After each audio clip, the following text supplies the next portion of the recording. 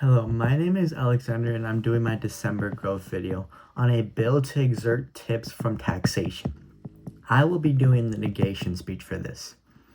Alright, some of us have jobs and some of us don't, but most of us have heard or at least said the words, "Would you like a tip with that?"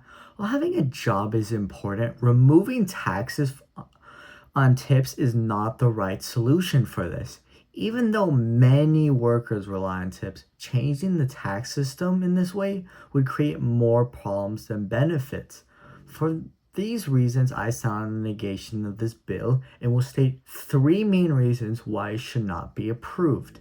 First, removing taxes on tips would be unfair to workers who do not receive tips at all. There's millions of people who work minimum wage or even low wage jobs in retail, warehouses, schools, or offices, and they still have to pay full taxes on every dollar they earn.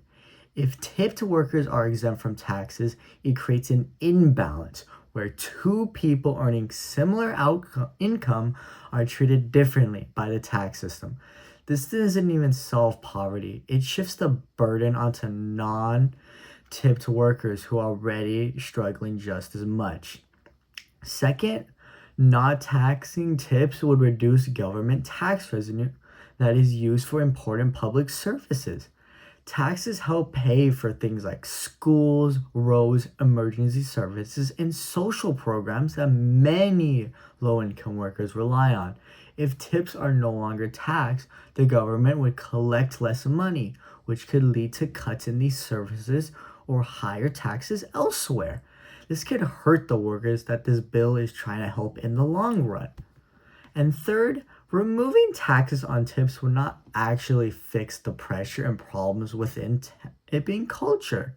Employers may still continue to rely on customers to make the workers' wages instead of paying higher base pay.